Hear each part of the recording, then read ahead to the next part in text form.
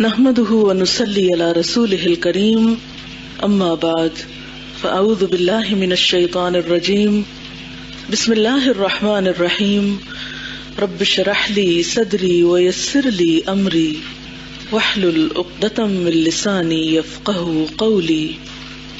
آپ سب کو ہم خوش آمدید کہتے ہیں. اللہ کرے کہ آپ کا یہاں پر آنا آپ کے لیے، ہمارے لیے، امت مسلمہ کے لیے بہت ہی بابرکت ثابت ہو. اللہ کرے کہ ہم اپنے وقت کا بہترین استعمال کر سکیں اور اللہ تعالی ہمیں ایسا نفع مند علم عطا فرمائے جو ہمیں دنیا اور آخرت دونوں جگہ پر کام آئے. ابھی آپ لوگ کیا کر رہے تھے؟ تلاوت سن رہے تھے. کیا تھا اس تلاوت میں؟ سورۃ الفاتحہ اور البقرہ. کچھ سمجھ میں آ رہا تھا؟ تو پھر آپ لوگوں کو تو سب کچھ آتا ہے، پھر یہاں کیا کرنے آئے ہیں؟ سب کچھ نہیں آتا، لفظ آتا ہے جو کچھ سنا ہے، لفظ تھوڑا بہت پہچان تو ہے نا. اللہ کی کتاب ہے اور بچپن سے پڑھتے چلے آ رہے ہیں، لیکن 1 سال گزرنے کی دیر ہے انشاءاللہ تعالی، پھر لفظ بھی سمجھ میں آنے لگے گا. اور اسی کے لیے آپ لوگ یہاں پر جمع ہیں اور انشاءاللہ اسی کے لیے ہم کوشش کریں گے. آپ کیا سمجھتے ہیں کہ یہاں آنے کا مقصد کیا ہے اور یہ ادارہ کیوں بنایا گیا ہے؟ آپ میں سے ایک شخص ہاتھ کھڑا کر کے بات کرے. آپ کیا سمجھتی ہیں کہ یہ ادارہ کیا چیز ہے اور یہاں کیا ہوگا؟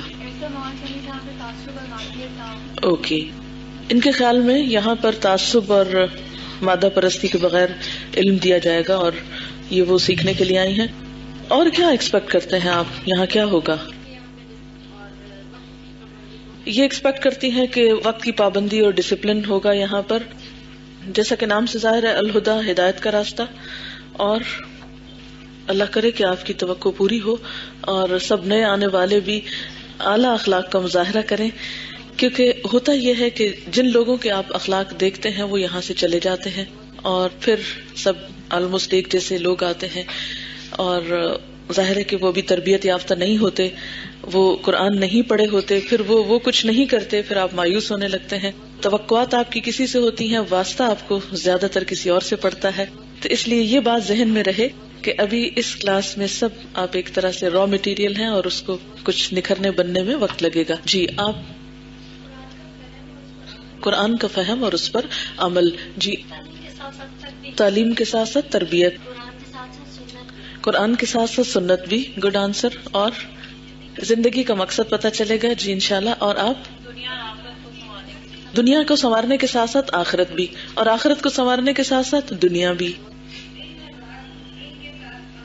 جی، ہمارے وقت کا بہترین استعمال ہو اور دن اور رات ہم اللہ تعالیٰ کی مرضی کے مطابق گزار سکیں. جی، اور وہ سکون جو ہم اپنی زندگی میں باہر کی دنیا میں تلاش کرتے ہیں وہ ہم اپنے اندر کی دنیا میں تلاش کریں. جی، اور انشاءاللہ تعالی یعنی صرف نام کے مسلمان نہیں بلکہ حقیقی مسلمان بننے کی کوشش. ٹھیک ہے.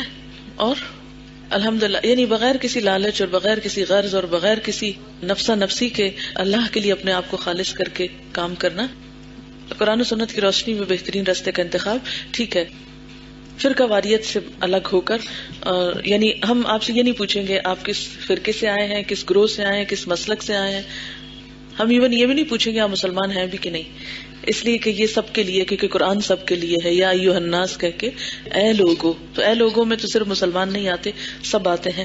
کہاں یہ کہ مسلمانوں کی قسموں کو چھانٹنے لگے انسان. یعنی یہ پیغام سب کے لیے، قرآن سب کے لیے. ہمارا موٹو کیا ہے؟ قرآن سب کے لیے.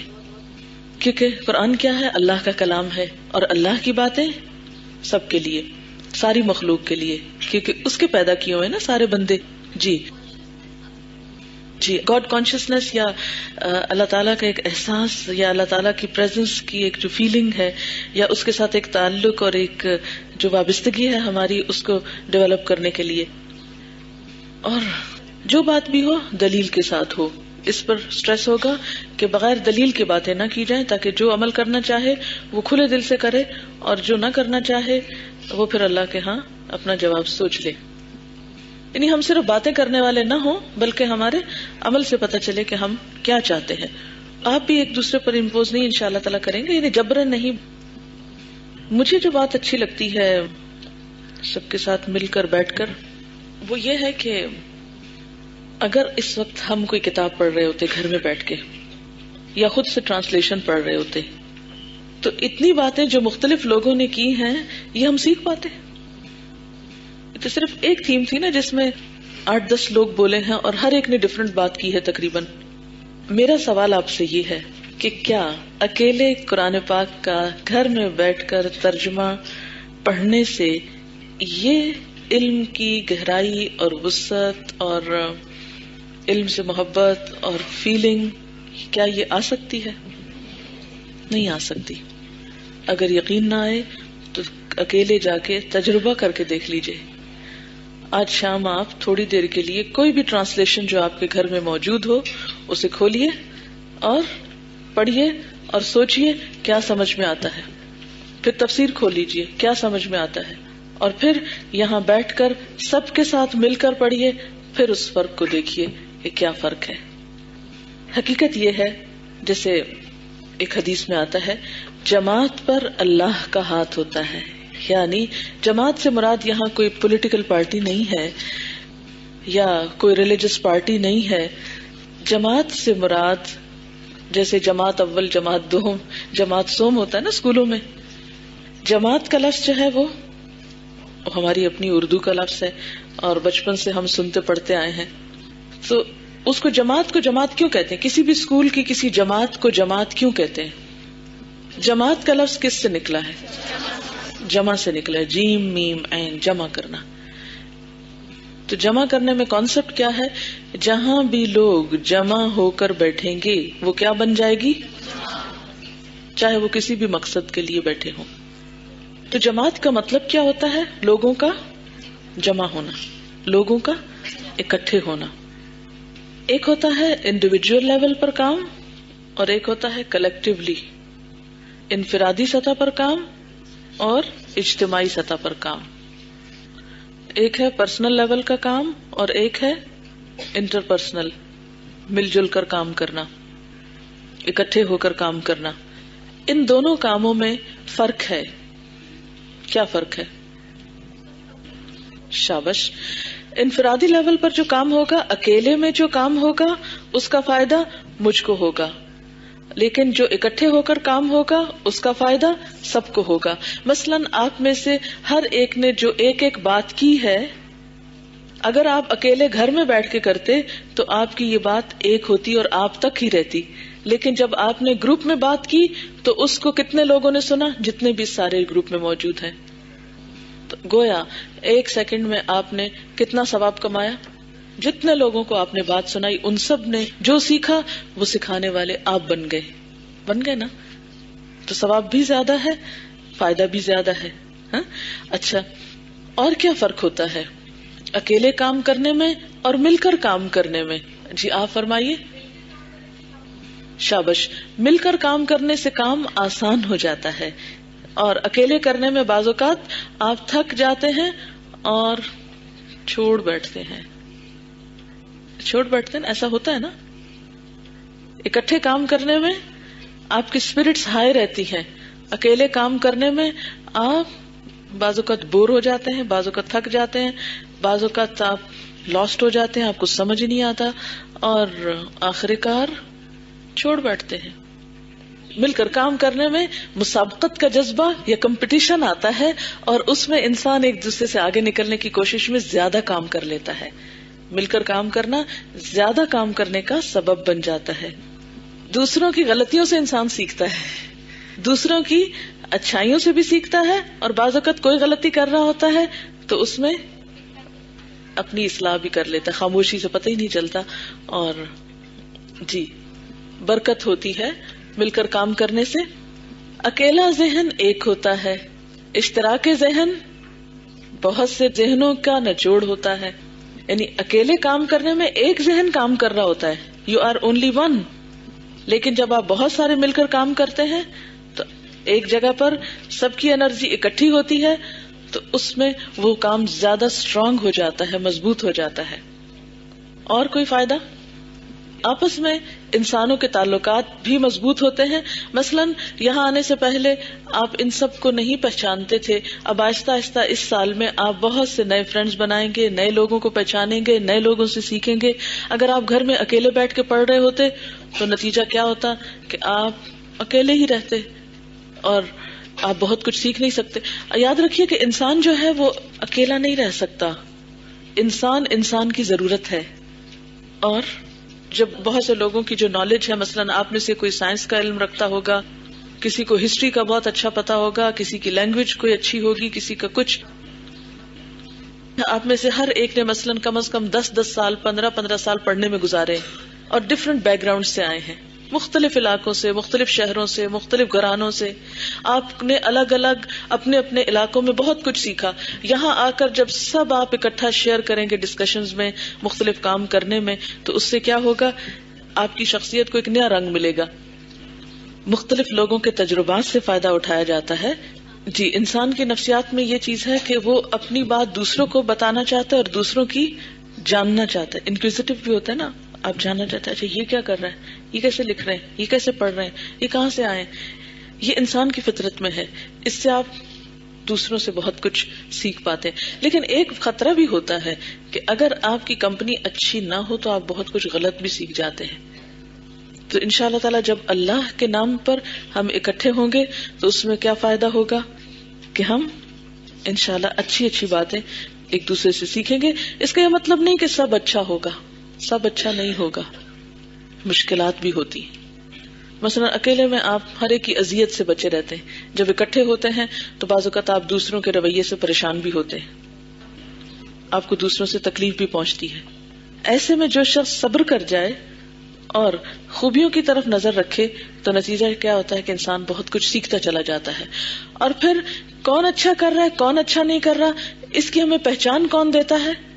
اللہ کی کتاب دیتی ہے، قرآن دیتا ہے. ہم مثلاً کسی سے کچھ سیکھ رہے ہیں، سن رہے ہیں، بات سن رہے ہیں، ہم اس کو لے لیتے ہیں، بس بیچ میں ہے، ابھی ہم نے ایکسپٹ بھی نہیں کیا، ریجیکٹ بھی نہیں کیا. اب ایکسپٹ کب کریں گے؟ جب آپ کو تسلی ہو جائے گی، اور وہ تسلی آپ کو اللہ کی کتاب دے گی، اور اس طرح آپ بہترین چیز سیکھتے چلے جائیں گے. انڈیویجول لیول پر کام جو ہوتا ہے وہ اسمال اسکیل پہ ہوتا ہے. جب نیٹ ورک پہ ہوتا ہے، بہت سارے لوگ اکٹھے ہو کے کرتے ہیں تو ایک لارج اسکیل پہ کام ہو جاتا ہے، اور اس کا فائدہ پھر زیادہ لوگوں کو پہنچتا ہے. مثلاً آپ ایک بات سیکھیں، ہاں آج آپ میں سے مثال کے طور پر 200 لوگ گھر جا کر اگر وہی بات ریپیٹ کرتے ہیں، آج کی مثلاً 10 باتیں آپ نے سنی، اس میں سے صرف ایک بات ہر کوئی جا کے کسی ایک کو آگے کرتا ہے، تو اس سے کیا ہوگا؟ 200 فیملیز کے اندر کیا پہنچے گا؟ ایک خیر کی بات پہنچے گی نا، ایک اچھی بات پہنچے گی. اور یہ صرف ایک بات نہیں ہوگی. انسان کی عادت یہ ہوتی ہے کہ جس بات سے وہ متاثر ہوتا ہے، جو اس کے دل کو لگ جاتی ہے، جو اس کے دل کو لگ جاتی ہے، پھر وہ دوسروں کو بتا کے چھوڑتا ہے نا. کوئی چیز آپ کے دل کو لگ گئی، کوئی چیز پسند آ گئی، کبھی ایسا ہوا کہ پھر اس کو آپ نے اپنے دل میں ہی رکھا ہو؟ کیا دل چاہتا ہے پھر سب کو بتا ڈالو، ہے نا. اور قرآن کس پہ اترا ہے؟ دل پہ اترا ہے. تو جو اپنے دل کے دروازے کھول دے گا اس کتاب کے لیے، اور جس کے دل میں قرآن سمانے لگے گا، تو پھر اس کی اپنی ذات تو متاثر ہوگی ہی، اس کے ساتھ ساتھ وہ دوسروں کو بھی متاثر کرے گا، اور اس طرح خیر اور بھلائی کو عام کرنے کا موقع ملے گا آپ کو. چلیے، یہ تو تھا آنے کا مقصد، ٹھیک ہے، ایک بات تو ہو گئی. اگلا میرا سوال یہ ہے کہ آپ کی نیت میں کیا ہونا چاہیے کہ آپ نے یہ سارا کچھ، مثلاً ایک دوسرے سے سیکھنا ہے، قرآن سیکھنا ہے، بہت کچھ کرنا ہے، کس کے لیے کرنا ہے؟ سچ کہہ رہے ہیں؟ بالکل یقین کر لو، یہ بات بہت بڑی ہے کہ اللہ کے لیے، چھوٹی بات نہیں ہے، بہت بڑی بات ہے. کیونکہ اگر ہم نے کہہ دیا اور کیا نہیں تو سب سے پہلے کس کو پتا چلے گا؟ تو اس کو تو دھوکہ نہیں دے سکتے نا، کہ دے سکتے ہیں؟ اس کو کون دھوکہ دیتا ہے؟ منافق. یخادعون اللہ والذین آمنوا وما یخدعون الا انفسهم وما یشعرون. شعوری تو نہیں. اچھا چلے آنکھیں بند کریں اور اپنے آپ سے پوچھیں، واقعی میں اللہ کے لیے آئی ہوں؟ نہ الہدا کے لیے، نہ ڈاکٹر فرحت کے لیے، نہ کسی انسان کے لیے، نہ کسی دنیا کے فائدے کے لیے، کسی کے لیے نہیں. میں صرف اور صرف اللہ کے لیے، صرف اللہ کے لیے، تاکہ وہ مجھ سے راضی ہو جائے. اب اس کو لکھ لیجیے، میں یہاں صرف اللہ کے لیے آئی ہوں. ہو سکتا ہے آپ کے ماں باپ نے کہا ہو جاؤ پڑھو، ہو سکتا ہے کوئی مجبوری آپ کو لے آئی ہو سکتا ہے آپ کے ذہن میں کوئی اور خیال ہو، چلو دیکھو تو صحیح کرتے ہیں کیا یہ. لیکن ان میں سے کوئی چیز آپ کو فائدہ نہیں دے گی. اگر ماں باپ کی خاطر پڑھا وہ تو کوئی کام نہیں آئیں گے قیامت کو. اتنی محنت کریں اور ان سے زیادہ کیا ملے گا ماں باپ سے؟ شاباش. اس شاباش کو کیا کریں گے آپ؟ کہاں لے جا کے لگائیں گے؟ کچھ فائدہ ہوگا اس کا؟ کچھ فائدہ نہیں. بس ٹھیک ہے، تھوڑی دیر کے لیے خوشی ہو جاتی، تسلی ہو جاتی، ماں باپ کا دل خوش ہو جاتا ہے، وہ تو ایک الگ بات ہے. یا کسی انسان نے کہہ دیا ہے کتنی نیک ہو گئی ہے، قرآن پڑھتی ہے. اس جملے سے کیا مل جائے گا آپ کو؟ کیا ملے گا؟ کچھ بھی نہیں. بس ایک وقتی طور پہ آپ کا خون جسم میں سرکولیشن تیز ہو جائے گی اور تھوڑی دیر کے لیے آپ خوش ہو جائیں گے، اور اس کے بعد پھر آپ نارمل ہو جائیں گے اور پھر آپ بھول جائیں گے اس بات کو. پھر وہ کیا ہوا؟ کچھ بھی نہ ہوا. اور اسی شخص کو کسی دن آپ پہ غصہ آ گیا تو وہ کیا کہے گا؟ یہ قرآن پڑھنے والے دیکھ لیے قرآن پڑھنے والے. پھر کیا ہوگا؟ کوئی فائدہ نہ ہوا پڑھنے کا. ان سب چیزوں سے اوپر اٹھ جائیں. وہ علامہ اقبال کا ایک شعر ہے جس کا مطلب عام طور پر لوگ نہیں سمجھتے. خودی کو کر بلند اتنا. اور خودی میں اصل میں کیا ہے کہ انسان باقی ہر دنیا کی لالچ اور غرض سے اپنے آپ کو اتنا اوپر اٹھا لے، لوگوں کی تعریفوں سے، تنقیدوں سے اور بہت سی باتوں سے اٹھا کے کہاں لے جائے؟ اللہ کے پاس اپنے آپ کو جمع کرا دے کہ میرا جینا، میرا مرنا، میرا سب کچھ تیرے لیے. تو پھر اس سے کیا ملے گا؟ اگر ہم اللہ کے لیے کریں گے تو اس کو کچھ ملے گا؟ ہاں. خدا بندے سے خود پوچھے بتا تیری رضا کیا ہے. تو اللہ تعالیٰ اسی بندے سے پوچھے گا نا بتا تیری رضا کیا ہے. تو پھر تو کچھ مل بھی گیا. لیکن اگر ہم نے اس کے لیے کیا، اس کے لیے کیا، اس نے شاباش دے دی، اس نے کچھ کہہ دیا، اس نے کوئی تعریف کر دی، بس ختم، خلاص ادھر ہی. اور پھر جب اللہ کے پاس پہنچ اللہ تعالیٰ فرمائیں گے جن کے لیے کیا تھا وہ انہوں نے تمہاری تعریفوں کے پروانے لکھ دیے، بس ختم ہوگی بات. اب یہاں تمہارے لیے کچھ نہیں. تو اگر ہم یہ چاہتے ہیں کہ بتا تیری رضا کیا ہے، کہ ہم سے قیامت کے دن پوچھا جائے بتاؤ تم کیا چاہتے ہیں. آپ دیکھیں آپ کو خوشی نہیں ہوتی کسی جگہ پر آپ سے پوچھا جائے آپ کیا چاہتے ہیں، آپ کو کیا اچھا لگتا ہے، آپ کو کیا پسند ہے. جو دل چاہتا ہے بتائیں.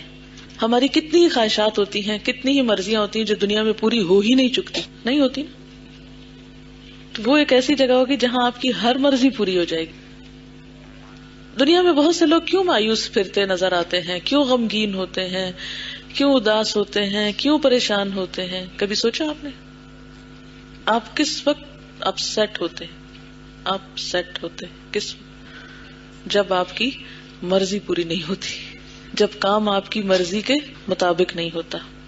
آپ کب غمگین ہوتے؟ غم کیوں ہوتا ہے؟ آپ میں سے کوئی بتائے گا؟ غم کیوں ہوا کرتا ہے؟ جب کوئی خواہش پوری نہیں ہوتی، جب ہمارے نفس کے خلاف کوئی کام ہو جاتا ہے پھر ہم غمگین ہوتے ہیں، پریشان ہوتے ہیں، یہ کیوں ہو گیا، یہ نہیں ہونا چاہیے تھا. اور جنت وہ جگہ ہے جہاں ہر خواہش پوری ہوگی. اسی کو کہتے ہیں وہاں کوئی خوف نہیں ہوگا، کوئی غم نہیں ہوگا. یہ دنیا میں نہیں ہو سکتا نا، وہیں جا کر ہوگا. لیکن ہر ایک کے لیے وہاں بھی نہیں ہوگا. ٹھیک ہے نا؟ کس کے لیے ہوگا وہاں؟ جو یہاں اپنے آپ کو اللہ کی مرضی کے تابع کر لیں. اسی کو کہتے ہیں تقدیر پہ راضی ہونا، اللہ کی رضا پہ راضی. جب ہم کہتے ہیں نا میں یہ کام اللہ کے لیے کر رہی ہوں، اللہ کی خوشی کے لیے، اللہ کو راضی کرنے کے لیے، تو یہ چھوٹی سی بات نہیں، یہ بہت بڑی بات ہے. اس کی ایک قیمت بھی دینی پڑتی ہے. کوئی بھی بڑی چیز حاصل کرنے کے لیے کیا کرنا پڑتا ہے؟ اس کی قیمت دینی پڑتی ہے. اس کی قیمت کیا ہے؟ اللہ کی رضا حاصل کرنے کی قیمت کیا ہے؟ نفس کی قربانی کا مطلب کیا ہوتا ہے؟ بات یہ ہے کہ اللہ کی خوشی پانے کے لیے، اللہ کی رضا پانے کے لیے اپنی رضا کو قربان کرنا پڑتا ہے، اپنی مرضی قربان کرنی پڑتی ہے. ٹھیک ہے؟ اللہ کی رضا پانے کے لیے اپنی مرضی قربان کرنی پڑتی ہے. مثلا میری مرضی، میرا موڈ، میرا دل، میرا شوق، میری دلچسپی کیا ہے؟ صبح سوتی رہوں، بالکل نہ اٹھوں، ہے نا. اب اللہ تعالیٰ کیا چاہتے ہیں؟ آپ نے کہا تھا ہم تو اللہ کی رضا کے لیے یہاں آ رہے ہیں. تو اگر اللہ کی رضا کے لیے آ رہے ہیں تو پھر جب یہاں قرآن پڑھایا جا رہا ہے تو آپ ذرا اپنی باقی مرضی قربان کر کے جلدی سے پہنچ جائیں ٹائم پر، ہے نا. اور کیا کرنا پڑتا ہے؟ جی کوئی بھی راستے میں مشکل آئے، کوئی آزمائش، کوئی امتحان، کوئی چیز، تو ان سب چیزوں کی پرواہ نہ کر کے خود ہی کو کر بلند اتنا کہ ہر تقدیر سے پہلے، یعنی آپ چل رہے ہیں اللہ کے راستے پہ نا، کوئی چیز رکاوٹ بن گئی تو آپ نے کیا کرنا ہے؟ ادھر ہی بیٹھ جانا ہے. ہاں تو تبھی تو کام ہوتا ہے. جی پھر نہیں بات بنتی. کیا پتا بن نہیں جائے، کیا پتا کوئی معجزہ ہو جائے اور ہم کو کوئی اٹھا کے ایک دم جنت میں پہنچا دے. جی ہر رکاوٹ کو عبور کرنا پڑتا ہے. جو کام اللہ کی رضا کے لیے کیا جاتا ہے اس کام کے آگے آنے والی ہر رکاوٹ کو کیا کرنا پڑتا ہے؟ عبور کرنا پڑتا ہے. پہلا کام کیا کرنا پڑتا ہے؟ اپنی مرضی کو اللہ کی مرضی کے آگے قربان کرنا پڑتا ہے. دوسری بات یہ، اس راستے میں آنے والی ہر رکاوٹ کو عبور کرنا پڑتا ہے. اچھا عبور کرنے کے لیے اگر چھوٹی ہو تو انسان پھلانگ جاتا ہے، اگر بہت بڑی ہو پھر کیا کرے؟ یہی تو بات ہے نا، ادھر ہی بیٹھنا پڑے گا پھر تو. نہیں، یا دائیں سے نکل جائے یا بائیں سے نکل جائے. جی مثلاً آپ جا رہے ہیں آگے راستہ بند، اب آپ یہ نہیں کہہ سکتے وہ ہم تو آ رہے تھے بس وہ راستہ ہی بند تھا اس لیے ہم گھر چلے گئے. نہیں، دائیں سے نکلے بائیں سے نکلے. کبھی آپ کسی راستے پہ جا رہے ہو تو لوگوں نے شادیوں کے لیے راستے میں ٹینٹ لگائے ہوتے ہیں نا، بغیر اطلاع کے، بغیر اعلان کے، بغیر اجازت کے راستے بند کر کے رکھ دیتے ہیں. وہ کہتے ہیں ہمارا گھر، ہماری سڑک، ہم ادھر شادی کریں گے.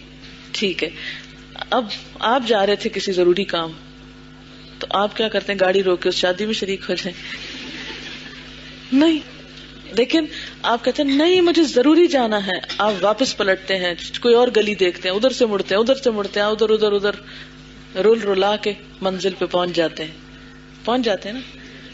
اچھا اور کیا کرنا پڑتا ہے؟ شابش، بہترین کوشش اور دعا کرنی پڑتی. بہترین کوشش تو کرنی ہے لیکن اس کے ساتھ دعا. جہاں اٹکے، جہاں پھنسے، جہاں رکے، فوراً اللہ سے دعا مانگنی کہ اللہ تعالیٰ آپ نے کرنا ہے، میں نے تو اپنا آپ کے حوالے کیا، میں تو آپ کے لیے نکلی ہوں، تو آپ کا کام ہے، آپ کو کرنا ہے، آپ میرے لیے آسانی پیدا کر دیں. جب ہم اوروں کے لیے کام کرتے ہیں نا تو پھر ہم دھکا سٹارٹ ہوتے ہیں، وہ ہم کو پش لگاتے ہیں تو ہم چلتے ہیں، جدھر ان کی پش رکی ہم بھی رک گئے. ایسا شخص زیادہ نہیں چل سکتا. لیکن جو اللہ کے لیے کام کرتا ہے وہ یہاں آ کے اس کو اگر ٹیچر نے تعریف کی ہے نہیں کی، شاباش ملی ہے نہیں ملے، نمبر ملے یا نہیں ملے، اس کو نہیں فکر، وہ ریلیکسڈ ہے. اپنے ٹارگٹس مقرر کریں، کوشش کریں، ان کو اچیو کریں، کمی بیشی رہ جائے اور کوشش کریں. بالکل ایسے جیسے آپ کھانا پکا رہے ہوتے ہیں نا، تو آپ ایک دفعہ نمک وغیرہ ڈال لیتے ہیں، جب پکنے کے قریب آتا ہے تو آپ کیا کرتے ہیں؟ چکھتے ہیں. کیوں چکھتے ہیں؟ ٹیسٹنگ. بالکل اسی طرح آپ یہاں آئے، آپ نے کام شروع کیا تو بیچ بیچ میں ٹیسٹنگ، اور اس ٹیسٹنگ میں کیا ہے؟ ابھی نمک کم ہے، کبھی کبھی زیادہ بھی ہو جاتا ہے نا، پھر کیا کرتے ہیں؟ اس کا بھی علاج کرتے ہوتے ہیں. ہاں جی، یا زیادہ پانی ڈال دیں برابر ہو جائے گا، تو اس کا بھی علاج کرتے ہیں. یعنی ہر مسئلے کا حل ڈھونڈنا ہے، ہر چیز کا حل ڈھونڈنا ہے. اگر کوششیں کم ہیں، تیز کرنی ہے، تیز ہیں، تو ذرا ان کو اعتدال میں لانا ہے. لیکن جو غرض آج آپ لے کے یہاں بیٹھے ہیں، جس نیت سے، جس ارادے سے، جس مقصد سے، اس کو ہر قیمت پہ پورا کرنا ہے. قل آمنت باللہ ثم استقم. اچھا ہاں ایک اور بات، کیا یہ کام کرنا ضروری بھی ہے کہ نہیں؟ واقعی اتنے لوگوں نے نہیں کیا تو ان کی بھی تو زندگی گزر ہی رہی ہے نا. اتنے لوگ جو نہیں بےچارے کر پاتے، نہیں کر پائے، ان کی بھی زندگی گزر رہی ہے. ہمارے باپ دادا نے تھوڑا یہ سب کچھ کیا تھا جو ہم کریں. کہیں نہ کہیں کمی رہ جاتی ہے. الذین آتیناہم الکتاب یتلونہ حق تلاوتہ اولئک یؤمنون بہ. وہ لوگ جن کو ہم نے کتاب دی اس کو پڑھتے ہیں ایسے جیسے پڑھنے کا حق ہے، یہی لوگ اس پر ایمان لاتے ہیں. دوسری بات یہ ہے کہ اگر کبھی بھی کوئی کہے نا کہ ہمارے باپ دادا کے جاہل تھے، وہ گمراہ تھے، وہ جنت میں نہیں گئے ہوں گے انہوں نے یہ کام نہیں کیا اگر تو ایسی بات کا جواب کیا ہے؟ تلک امۃ قد خلت لہا ما کسبت ولکم ما کسبتم، وہ کچھ لوگ تھے جو گزر گئے، ان کے لیے وہ جو انہوں نے کیا، ہمارے لیے کیا جو ہم کریں گے. ولا تسألون عما كانوا يعملون، آپ سے نہیں پوچھا جائے گا انہوں نے کیا کیا، وہ اپنے دور اپنے وقت اور اپنے حالات کے مطابق اپنی کوششیں کر گئے. ہمارے لیے اگر اللہ نے ایک اپرچونٹی رکھی ہے تو ہمیں اس کو فائدہ اٹھانا ہے. ٹھیک ہے نا. ایک سوال ہے کہ کیا قرآن کے ساتھ اور قرآن کے بغیر زندگی ایک طرح کی ہوتی ہے؟ جس دن دھوپ نکلتی ہے وہ بھی دن ہوتا ہے، جب بادل آتے ہیں تو وہ بھی دن ہوتا ہے نا، سورج نظر نہیں آتا. تو ان دو دنوں میں کیا فرق ہے؟ وہ دن دن دن ہے، دن دن ہے. جس دن سورج نکلتا ہے اور جس دن سورج نہیں نکلتا، کیا ان دو دنوں میں فرق ہے؟ کیا فرق ہے یہ پوچھ رہی ہوں، بتائیے کیا فرق ہے؟ ایک حرارت والا دن ہے اور ایک ٹھنڈا دن ہے، ایک روشنی والا دن ہے اور ایک گلومی ہے، ماحول الگ ہوگا. کیا فیلنگ الگ ہوتی ہے؟ فیلنگ بھی الگ ہوتی ہے نا، بالکل مختلف ہوتی ہے. جی آپ؟ جی ہاں، جب سورج نکلتا ہے تو آپ ایکٹیو ہوتے ہیں، آپ کے اندر ایک خاص قسم کی انرجی ہوتی ہے. جب بادل آتے ہیں تو ایک دم آپ انٹروورٹ ہو جاتے ہیں، اندر اپنے گھسنے لگتے ہیں، دل کی حالت فوراً بدلنے لگتی. سورج کی روشنی میں باریک سے باریک چیز نظر آنے لگتی ہے، جبکہ کلاؤڈی ویدر میں ایسا نہیں ہوتا. اور خصوصاً اس وقت جب بہت دنوں کے بعد نکلے. روز نکلتا تو ہم قدر ہی نہیں کرتے نا، جب بہت دنوں کے بعد نکلتا تو پھر زیادہ قدر آتی ہے. اچھا ایک اور بات آپ دیکھیے، جب سورج طلوع ہونے کا وقت ہوتا ہے اور غروب ہونے کا تو آسمان کا منظر آلموسٹ ایک جیسا ہی ہوتا ہے. شفق کے اوپر لالی ہوتی ہے نا، دونوں وقتوں میں ہی ہوتی ہے. کیا دونوں وقت کبھی آپ نے نوٹ کیا؟ اچھا یہ آپ کا ہوم ورک ہے، کل آپ یہ نوٹ کر کے آئیے. اچھا ہوم ورک صرف کیا لکھنے پڑھنے کا ہی ہوتا ہے؟ کچھ اور ہوم ورک ہو سکتا ہے کہ نہیں ہو سکتا؟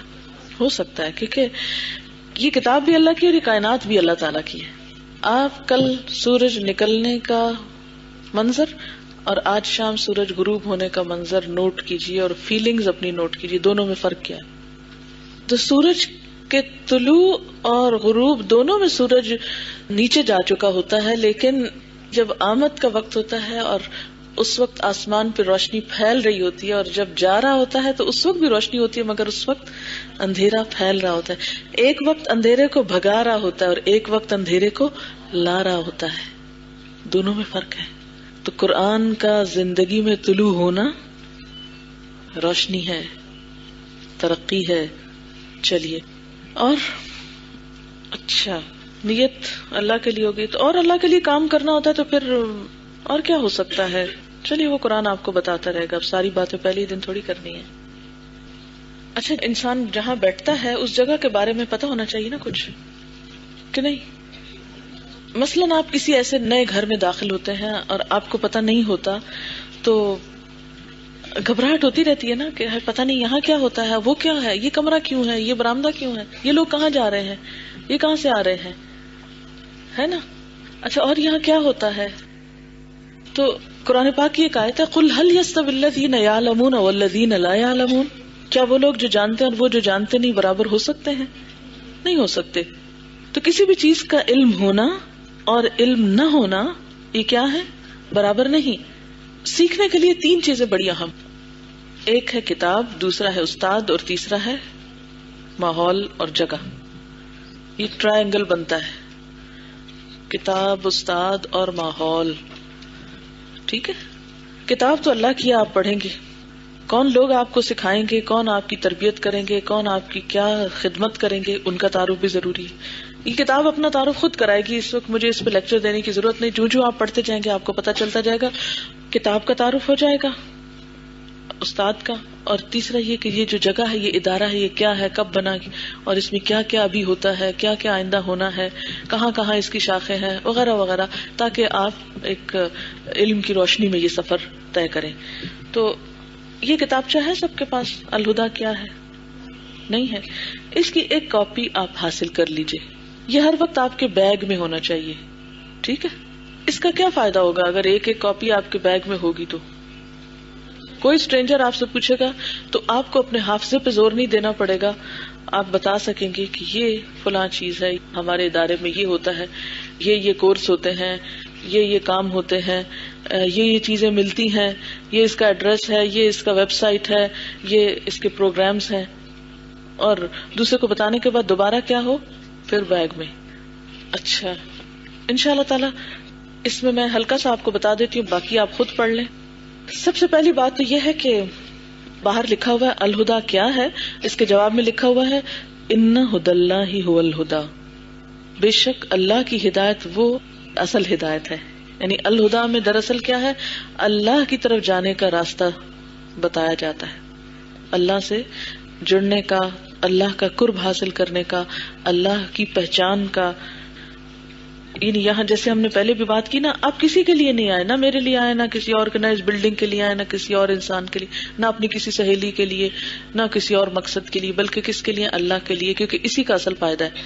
ٹھیک ہے، تو یہاں آ کر پھر اگر اللہ کی پہچان نہ ہو اور اللہ تعالیٰ کے ساتھ تعلق مضبوط نہ ہو تو پھر آنے کو کوئی فائدہ بھی نہیں ہے. یعنی یہاں سے آپ نے کیا لے کر جانا ہے، یہاں سے آپ کیا لے کر جانا چاہتے ہیں؟ اپنے رب کی پہچان، اپنے رب کی پہچان، اپنے رب کے ساتھ ایک تعلق، اللہ کی محبت. ٹھیک ہے نا؟ کیوں ضروری ہے وہ؟ آپ کہیں گے ہمیں تو پہلے ہی پہچان ہے. وہ پہچان جو اللہ کی کتاب دیتی ہے وہ ہماری عقل نہیں دیتی ہم کو. کیوں؟ اللہ کی ایک پہچان آپ کے پاس پہلے سے ہے، اور وہ کس نے دی آپ کو؟ آپ کے تجربے نے، مشاہدے نے، عقل نے.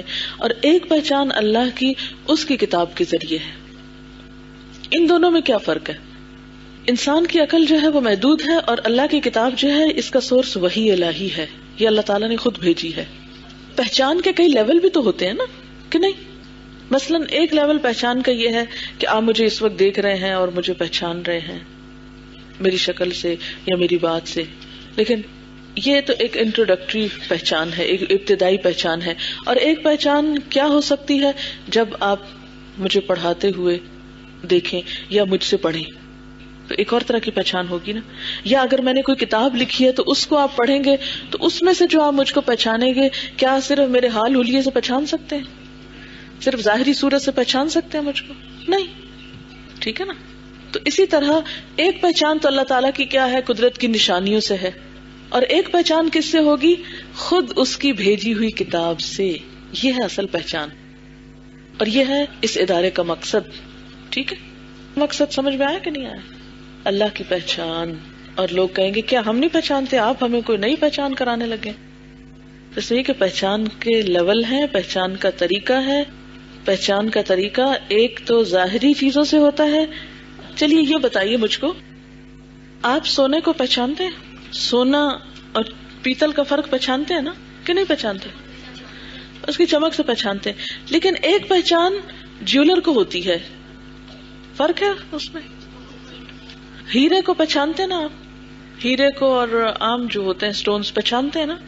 لیکن وہ پہچان جو جوہری کو ہے وہ آپ کو اور مجھ کو ہے نہیں ہے نا. کیوں؟ اس کی نظر اور ہے، ہماری نظر اور ہے. ایک عام شخص کی اللہ تعالیٰ کو پہچاننے کی نظر اور ہے، اور اس قرآن کو پڑھنے کے ذریعے اللہ کو پہچاننے میں نظر اور ہے. ایک ہے عام پہچان اور ایک ہے خاص پہچان. تو یہ ایک خاص پہچان ہے اللہ تعالیٰ کے لیے. اچھا، یہ جو ہمارا ادارہ ہے الہدا، یہ بیسیکلی کیا ہے؟ ایک ویلفیئر فاؤنڈیشن ہے، جس کو NGO کہتے ہیں نا، یہ وہ ہے. یہ رجسٹرڈ ہے گورنمنٹ آف پاکستان سے. یہ نان گورنمنٹل آرگنائزیشن ہے، یعنی گورنمنٹ کی نہیں ہے، یہ نان گورنمنٹل ہے. ٹھیک ہے، نان پولیٹیکل ہے. اس کی کیا وجہ ہے؟ اچھا یہ بتائیے کہ دین میں پالیٹکس ہے یا نہیں ہے؟